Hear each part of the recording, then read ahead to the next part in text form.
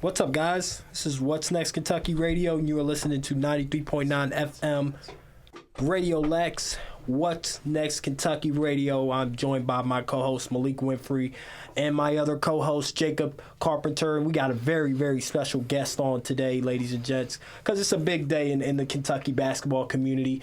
We got a UK known figure throughout the University of Kentucky's sports culture. His name, ladies and gentlemen, is James Croom, coming on What's Next Kentucky Radio as I believe you're our third guest now. So welcome to the show, my man. Appreciate you, man. No problem. How you doing today? Everything's all good, man? I know you're a busy man. You're working with the Lexington Counterclocks right about now. That's at your stage in your career right now. You're working with Lexington Counterclocks. How is it over there? I love it, man. Every day, day in, day out. It's a grind. So. Awesome, man. Well, we got a lot to talk about today, man. We got a lot to talk about. So let's get right into it. The UK Wildcats have just returned back on the hardwood. They're playing in that global gym, as everybody knows. It's good to see basketball back in the bluegrass, man. And I'm excited. Did you guys get a chance to check out that game?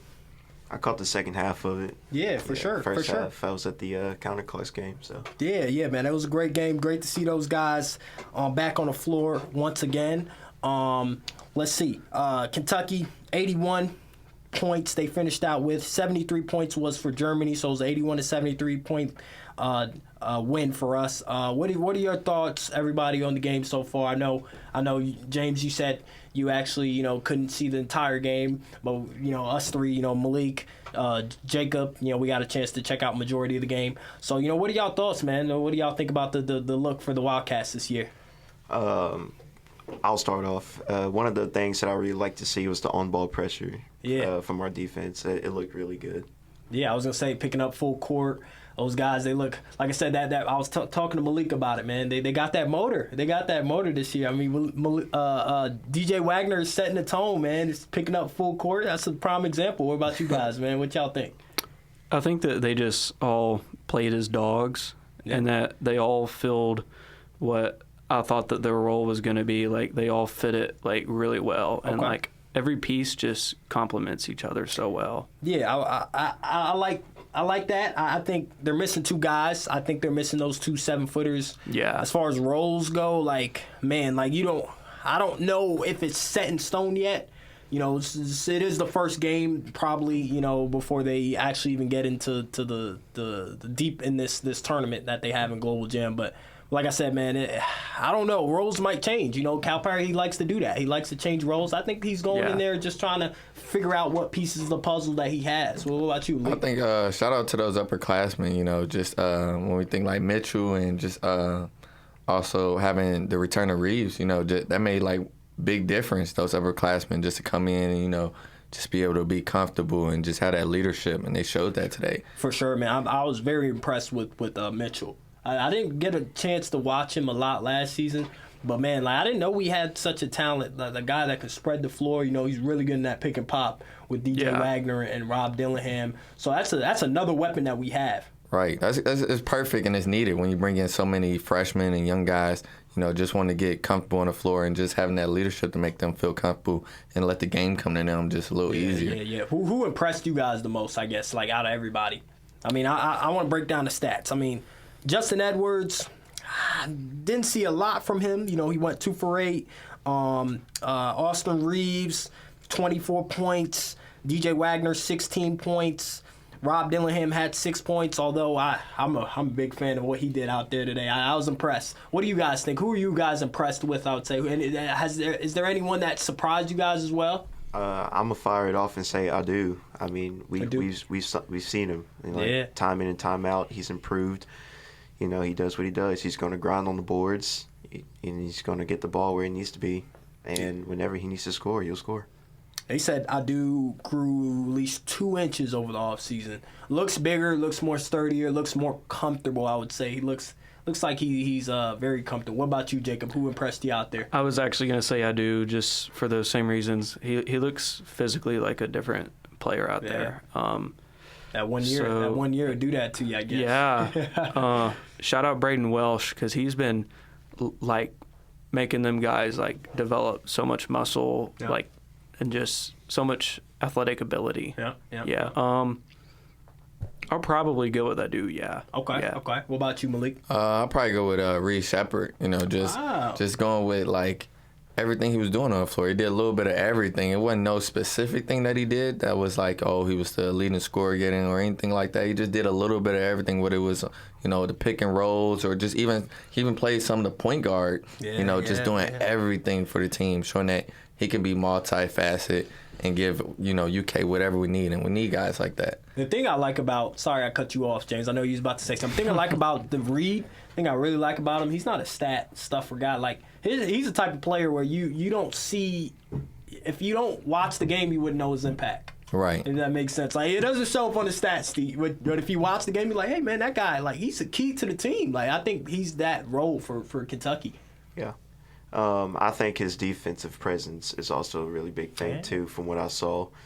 His on-ball pressure, and then, again, his ability to read the defense goes a long way. Very underrated defender. Yeah. He's not known to defend. I think, it's everything about him, just even the defense. And, like we said, even though I think he had, today was, 6 points or so. Yeah, and, I got it here. I'm not sure if he actually scored. And it's funny because you watch the game today and, that'll come for him. He's not worried about, getting the points and all those different things. He knows those things will come. Like, this guy was a 20-point scorer in high school, and I think, he knows how to score in many different ways. He knows that's a part of the game that'll come, and it'll come to him naturally. He's showing that he can do other things on the floor to get minutes on the court. Man, I feel like Reed is going to make it easier for Coach Cal for everyone to find their role. Right. You going into August, everyone's kind of like, okay, what should I do? Am I coming off the bench? Am I going to be a scorer for us? Which I actually would ask you guys, who do you guys think is going to be our go-to guy? It's early to tell, and I hate, the only thing I don't really like about these games, it's so hard to tell who's going to be our go-to guy because we're not. These guys are all new, and they're all trying to figure that out themselves. But who do you guys think should be our go-to guy if there's that guy? Two people come to mind off the bat. From what I saw today, DJ, his ability to shot create and get a shot up whenever he needs to. And then Tone. I mean, you got to get Tone involved as well because he has that three-point sharpshooter ability as well. Yeah, can stretch the floor. What about you guys? I'm not sure if they'll absolutely need a go-to scorer. I think every guy is going to score a lot. Okay. I think they had 23 assists today to 11 turnovers or something like that. I'll tell you this. That is absurd for the first game. I think this team is going to be a very high-scoring team. Oh, yeah. There's multiple guys that can fill it up. I mean, you said it, DJ Wagner. They fill it, but I think they're all going to fill it. It's the good thing about it is as a coach for Coach Calipari's standpoint, it's amazing to have a player that you can just when the play gets broken, he can just find you something. Yeah. He can just find a bucket for you, man. I think that's gonna help carry us. That's gonna help us win some tough games. Having guys like DJ Wagner, Rob Dillingham that can just get a bucket, when the play's broken or anything like that, or when it gets tough. What about you, Leeka? It's so early. It is hard to pick a go-to guy. So I'm gonna just go with an overall general X factor, and I'm gonna just say I think it's it's our bench. Our bench. Those guys that we're talking about today. They weren't really I said just really giving too much points wise, but they gave a lot of energy and just anything we needed defense and all those different guys. Whether it's your guy. Dillingham, I think those things will pick up for him, and all those things will show why we'll be probably a high scoring team, and it'll be hard to compete with us. A very deep team. Is this a platoon squad?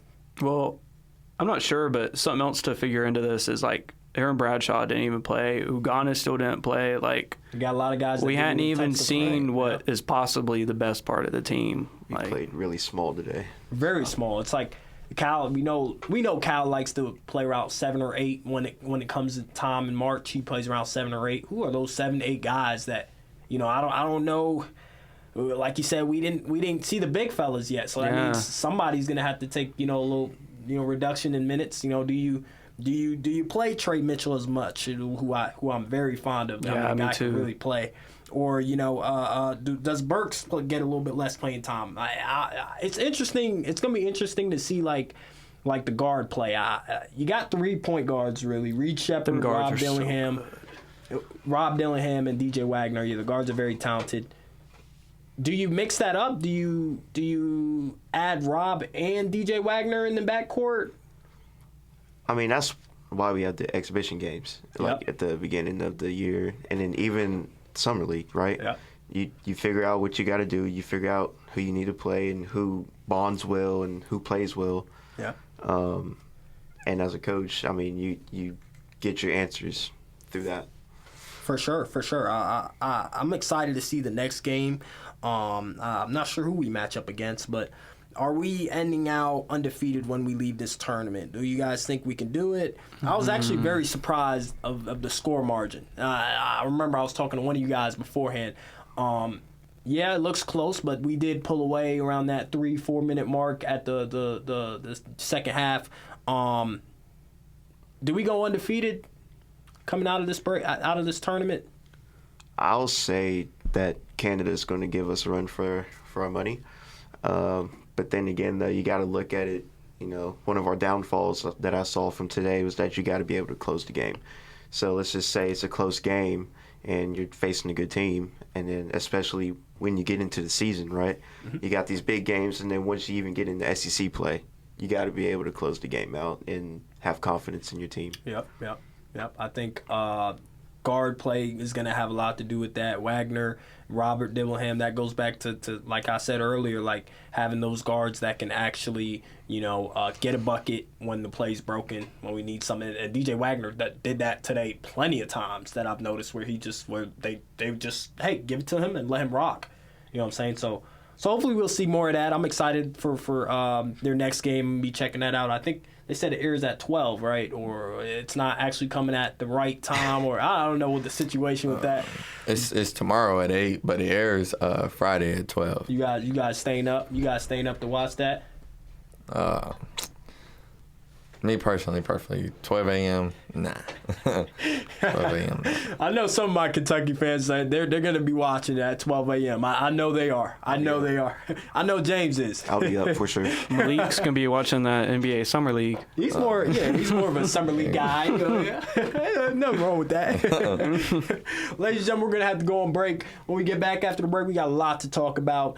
We're going to break it down for you guys. Got a lot to talk about. The Weeknd, the Threads app, which is basically the new Twitter, which is everybody's calling that, and Kyrie Irving. I mean, we talk about sports, culture, music. We'll be back after the break, and you're listening to WLXU 93.9, What's Next Kentucky Radio. And we are back, ladies and gentlemen. I want to thank you guys for listening to WLXU 93.9 FM. I'm your host, Mario Maitland, joined by Maliek Winfrey, Jacob Carpenter, and we got, like I said, our special guest on today, James Croom, the I call him Mr. Kentucky. If you don't know him, you better search him up on TikTok, Instagram. He's on all social medias, man. He's got great content, man. He's known throughout the community of Lexington, and a great representative of the University of Kentucky. So let's get into it, guys.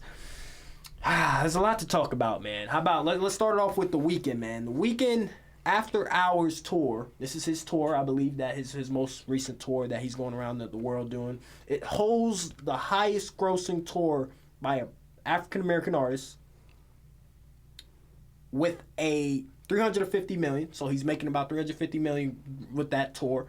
And he's passing the great Michael Jackson, who had previously had that record for the Bad Tour, which was $311 million. That was a whole lot of money. So what are y'all thoughts on that? The Weeknd, man, I'm a little surprised that he actually made that much for that tour, because I don't think that was one of his best albums, but I guess, he's showcasing that tour with the album, and he's making money, man. What do y'all think about that? I'm still taking MJ. I'm taking MJ any day. I think it just shows like the growth of like pop music and how much like it's growing. Like just anything like relating to like hip hop and pop, like it's just growing so much that it just influences everybody everywhere. No, for sure. Is Michael Jackson, I guess, like, could you even compare the two? Are they even on the same level? No. See, and that's another thing, too. You still got people trying to compare Michael Jackson to Taylor Swift. Okay. Okay. No, that's crazy. Right, whoever's doing that, you got to take a pause, because you can't, that's not even a thing. You can't do that. What are your thoughts, Jacob, man? I think something that's, like, key, like, in this is, like, So Michael Jackson had like 311 mil, and The Weeknd made 350 mil off this. You have to take into account like inflation. As well. Like, MJ's 300 mil is probably worth a lot more than The Weeknd's 350. Imagine. Yeah. This go back to the artist thing, the comparisons between the artists. Imagine Michael Jackson in today's world with the social media aspect, with the inflation, with all that. Like, man, he was really big back then. Does he reach $1 billion? That's the real question. That's a legit Maybe. question. I mean, Michael Jackson has timeless classic after classic after classic, and then people don't get enough of that. You know what I'm saying? His like global icon. Still playing today. Yeah. Like, I don't know if 20 years from now we're gonna hear The Weeknd, after hours, one of his tracks being played. I don't know if we'll see that. Is there anyone even like close to near as big as Michael Jackson today? We have to see somebody with like maybe the same Drake. the same like if originality. If he gets down that line, I don't.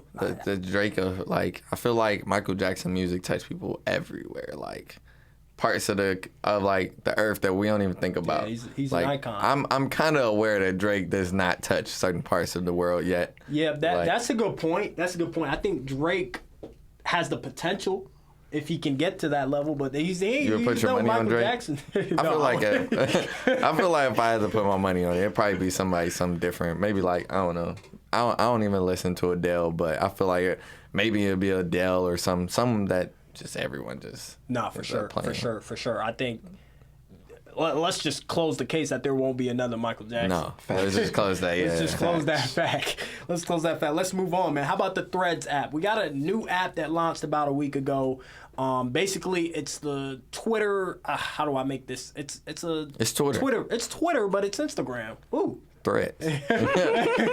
Threads. Yeah. So what do y'all think about that? I got a lot of people that actually enjoys the Threads app, and they're big fans of it. What do you guys think? I don't know, because I don't really know much about it. I didn't even know. Have you downloaded it yet, James? No. No, you got to. No. You got to. I don't know if I'm a fan, because I use Twitter as well. It's almost the same. It's legit like the same thing. What do y'all think? What is it? Twitter. I haven't even downloaded it. Man, I haven't even seen it. It's lacking. It's like slacking. Twitter with the dark thing. with the dark theme on it. That's it. But hey, the podcast is on there.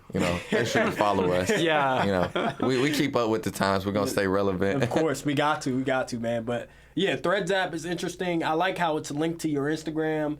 How you can follow the same people that you follow on Instagram. They make it a lot easier for you. That's nice. Yeah, a lot easier for you. So yeah, you guys gotta go check out that Threads app, man. Moving on to the next segment. How about Burger King? This is very interesting. Burger King, I guess the Burger King in Thailand, they introduced a burger with 20 slices of American cheese and no meat. Whoa. It had no meat on the burger. And it's called the Real Cheeseburger. Which it has. First of all, how's it real? Second of all, still not a burger. I just what call are it. We doing? What do you call it then, Jacob? The real cheese. Grilled cheese? A grilled cheese? A grilled cheese? Yeah. That's a good point. That's exactly. But it has 20 slices of it. Like, you guys trying that if you go to Thailand? No. Are you trying it if someone's paying you to try it? I'll take a bite. I will. Right? Hey.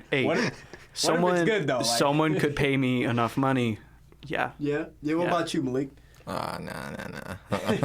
That just sounds like problems for my stomach. No, for real. Yeah, definitely problems. There's a lot of dairy to digest. A lot of dairy, man. A lot of dairy. I wonder if they make the buns a little bit extra thicker in order to even out the cheese. Even though 20 slices is a whole lot. Like my tongue is drying up thinking about it. Like. I did see something funny about somebody said they would rather watch a Big Ten West football game than eat that. Oh God. That's hilarious. Man. I don't even know. You eat that, I don't know if you're gonna want cheese for like the rest of for a while. If you eat that cheeseburger or that, like you said, that grilled cheese. It's just a grilled cheese. It's just a grilled cheese, man. Moving on. Since we're speaking of burgers, we're gonna add a little trivia segment because we did a trivia question last time. I'm putting you guys on the spot. That was tough. Yeah, that one was tough, man. This one's gonna get you guys tricked. This is gonna test your history knowledge, man. Boy. What's the first burger creation? Who was the first, I guess, city or state that created a burger? Where does it come from? Do we get like a hint? Is it North America? It's in America. It's in America. I don't want to give you too much. I feel like it's one of those. I was about to use places. my phone to look it up, but I'm recording on it. Yeah, you can't do that. Let's see. It's got to be an oddball place. It's got to be like Vermont. It's got to be somewhere in like Germany. America. It's in America. It's in America? It's in America. Yep. It's in America. Huh? Oh no, Michigan, somewhere in Michigan. It's a lot closer than you guys might think. Let's think somewhere on the eastern side for Ohio. sure. Don't tell me it's here in Kentucky. The way he's laughing. Hold on. Go ahead, Malik. The way you're laughing is kind of telling it. It's somewhere in Kentucky. It is somewhere in Kentucky. It's somewhere. What city is it? I don't know. You could tell me Versailles or something crazy. Middlesbrough or something. No. I feel like I'm close. No burgers over there. Frankfurt. Nah. Somewhere within like an hour distance from here. Ashland. That's a good guess. That's a good guess. He's giving us no clues. That's a good guess, Malik. What's the answer? I don't know. You got a lot of different places. I don't know. What's an hour from Lexington? Richmond. Do you know the answer? Louisville. I do know the answer. You got it. What'd you say, Malik? Can you say it again for the people that are actually listening? I hope it's not Louisville. You hope it's not. No way. Wait, ladies and gents. You got your known fun fact for today. Yes, the first creation of a burger was in Louisville, Kentucky. Right down 64. Well, right down 64. Put some pride on the state of Kentucky, guys, because you doubted them. You doubted your own state. Well, oops. Louisville fans, not from here. KFC Yum Center are going to have to change that up. Louisville, Kentucky. Moving on. How about the great Uncle Drew? He decided to sign a 5-year shoe deal with Chinese sportswear company Anta. Obviously, he's coming from Nike. He's now with Anta. We know the situation that happened with Nike, which was very unfortunate. Now he's with Anta. What do you guys think? You guys buying that first signature shoe by Anta? You got to get that bread. He got it. Yeah, he has to. Depends on how it looks. Depends on how it looks. How it feels. All that. I feel like my question is, are you doing it? This is your favorite player. This is your GOAT. This is your GOAT. His Kyrie GOAT is one of my favorite players, but I'm actually not gonna go get it. You're not gonna get it. I'm not gonna get it. He said they're gonna put stores in America. They're gonna put Anta stores in America. Let me see how. Following this deal. Let me give me about a year or two. Let me see how it looks. Let me see the colorways. Don't you own a pair of Leanings? Like I do. You own a pair of Leanings, but you're not gonna support your guy and get a pair of Antas. I do own a pair of Leanings. Yes, I do. let me see the colorways first, because the one that I saw Kyrie wearing, I was a definite no. It looked the all black one. They looked like Skechers. I wasn't doing it. Might be Skechers with good grip. They might be. So moving on, Kyrie, good for him then, signed a 5-year deal. He said that he was going to make a big announcement, and that was his big announcement. How about Louisville, Kentucky? This is coming out of the Louisville, Kentucky news. They covered it, one of the cities that covered it. Former UK player and current Atlanta Dream guard, good friend of ours, good friend of here, Malik, Ron Howard, has been added to the roster for Team Wilson at the 2023 WNBA All-Star Game. She was named to replace the injured Ella Deladone. If I butchered that, hey, I'm sorry, Miss Ella. But, yep, Ron Howard, she's going to be replacing. Shout out to Ron Howard, man. She was much deserved. What do y'all think about that? Big dubs. She's so tough to guard. Man, you can say that again. You can say that again. Man, I'm just say snub the first time, Glad they fixed the issue. Man, no matter... well, what's it got to take to get an All-Star these days, right? Average quadruple double. Got to be, She put 43 on. I don't know what team. Do you remember what team it was? 43 the other night. Easy was it on 43. Indiana? I can't remember. It may have been. Yeah. Easy 43, man. I mean, she's averaging 18 points per game, doing her thing on the WNBA stage. I think it's her second year, so we're looking at, like I said, a future star, maybe possibly future face of the WNBA. Possibly. Whoa, she is. I like that. She is. I like that, Malik. Yeah. Put on for her. All right. So we're going to move on to our last segment, which we're running a little bit low on time, ladies and gents. We appreciate you guys listening. How about number 1 overall pick, Mr. Victor Wembanyama? They call him Mr. Wemby. He had a bounce-back game on Sunday, ended with the double-double, 27 points, 12 rebounds, 3-block performance. What are y'all thoughts on that? The first game was... He struggled mightily. I'm going to say that and be honest. He struggled a little bit. It's first first NBA game, NBA Summer League game. What are y'all thoughts? I didn't get to catch the second game, but what I saw from the first game... James gave up on Victor the moment the game was over. He gave up on him. Go ahead, James. No, but in the first game, at times I did see him kind of rush his shot a little bit. Maybe it was first game jitters. Don't know what it was, but at times it looked like he was rushing the shot. I mean, it's gonna come to him at some point for sure. I find it funny that he said that they play more physical overseas, that the NBA isn't as physical. But I saw in his 2 games, he's trying to play physical, and it wasn't working. That's just laughable to me. It's just laughable. Hey, I'm gonna give him a benefit of the doubt. If you watch Summer League, a lot of these guys, 90% of them are not gonna make a roster. So a lot of these guys are like playing isolation basketball, But I'll give him this. I put the future of the NBA. I trust 2 things. If we follow the signs, he's European. Let's look at all our MVPs. Jokic. If we look at the upcoming players. Luka Doncic or Joel Embiid or heck, even the Greek Freak. We look at those guys and we be like, dang, all these guys are non-American guys. Something about basketball over there is translating over here very well. I was going to say the signs. It is translating. And we look at these past MVPs, Jokic and Embiid, these big men. The NBA is changing. And those are foreign big men. The NBA, like you said, that 27-point game, even though it's Summer League, I think he's going to come along. Something about their game coming over here is translating, and I think it's going to translate. Will he be an MVP one day? Victor? Yes.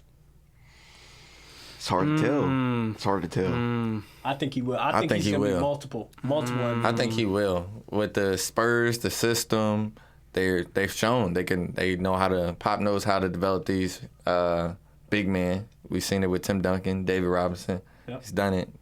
NBA guy. He can pass. This guy can pass.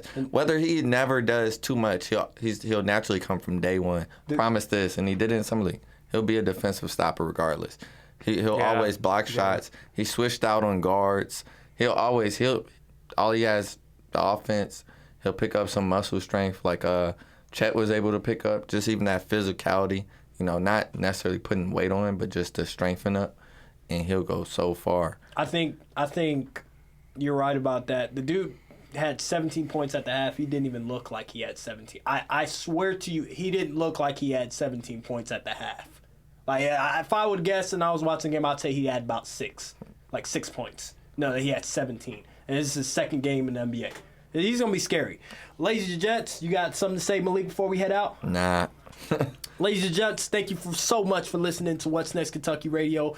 My man James Croom came on and joined the show, man. Make sure you give him a follow on all social media platforms. We're closing it out, and you are listening to WLXU 93.9 FM. If you missed this episode live, you can make sure you can check it out on Apple Podcasts, Spotify. We're going to throw some clips up on social media, too, as well. So stay tuned. We appreciate you guys, and we'll be back again next week.